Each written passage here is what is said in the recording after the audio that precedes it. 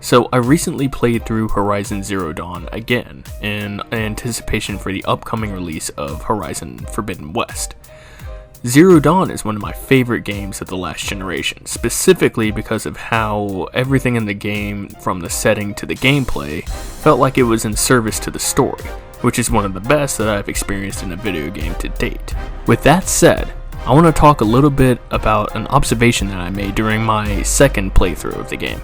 One that kind of blew my mind and really made me appreciate the superb storytelling even more. If you haven't had a chance to play the game for yourself, I highly recommend it.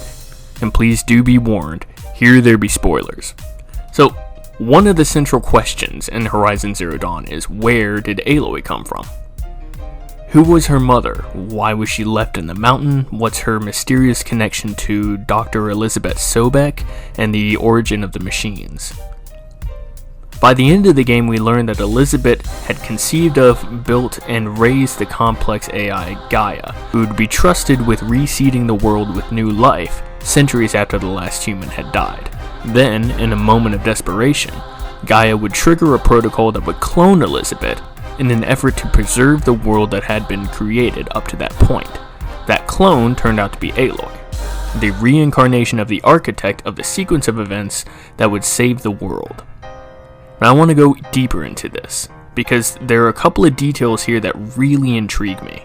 First, Elizabeth Sobek devised the plan for Gaia at the height of a massive crisis facing the Earth. All life was on the cusp of being destroyed forever.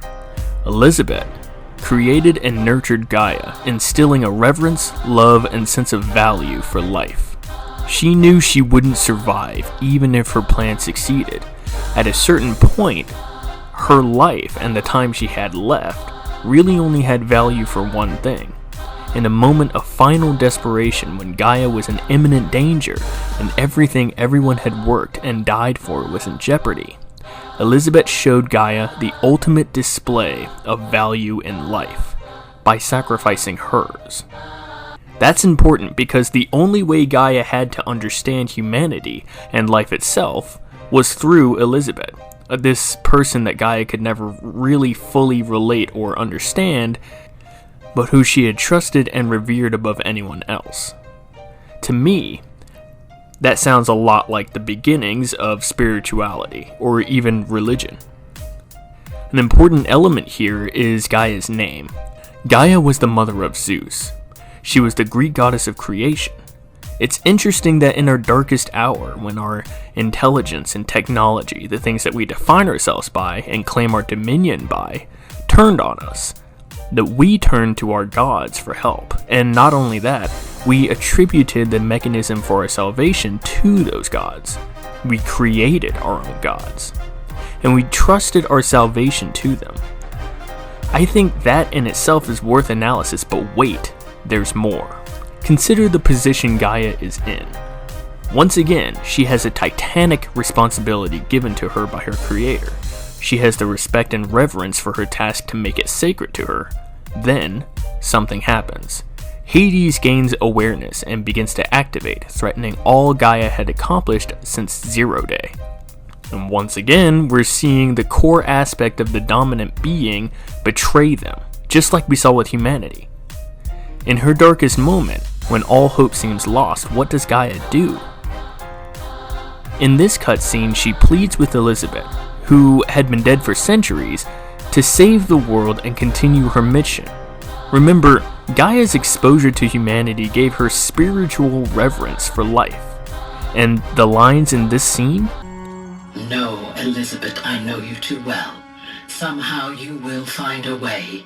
In you, all things are possible. To me, they read like an AI approximation of a prayer, a desperate beseechment to an unseen, unheard being that may or may not care, but made with faith and nothing more. Then, Gaia reciprocates Elizabeth's demonstration. She destroys herself, to hinder Hades and to halt the wholesale destruction of the world. She entrusted what was left to Elizabeth, now Aloy, the same way Elizabeth had entrusted the world to Gaia. By the end of the game, Aloy's path is more clear than it's ever been. The subordinate functions of Gaia are still errant, and Gaia's mission, Elizabeth's mission, is still at stake. Aloy will have to recover the subordinate functions and reconstitute Gaia in order to resume the ultimate goal of restoring the planet. So what does this all mean? What about all of this blows my mind? It's the cycle. Destruction, desperation, spirituality, and sacrifice. In a moment of supreme despair, as humanity had already unleashed the agent of their own annihilation, they turned to their gods. But they didn't summon gods, they made them. And when the moment was right, they sacrificed for them, ensuring that they would in fact achieve their full realization. Then, those gods met their own annihilation, and in that moment, turned to their gods, us. They remade us, entrusted the world to us, and then sacrificed themselves to ensure our realization. That is the path that Aloy is on now.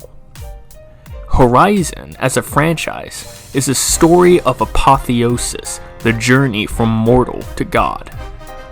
Aloy is on a quest to follow the examples of those who came before her and attain godhood. And that will follow the cycle. Aloy is headed towards her final destruction at the hands of her most notable attributes, probably her mastery of machines. And she'll need to entrust a future to the one who will come after, probably a reinstantiation of Gaia, before she sacrifices herself and achieves ultimate godhood. Anyway, this was just my dumb little theory video regarding Horizon Forbidden West. I'm really looking forward to it dropping in February. Thank you for watching, and if you enjoyed it, please hit the like button and subscribe. I'll be doing Cyberpunk videos in probably about a week, and then Horizon Forbidden West videos in a couple of months. So stay tuned. Thanks again. I'll see you guys next time.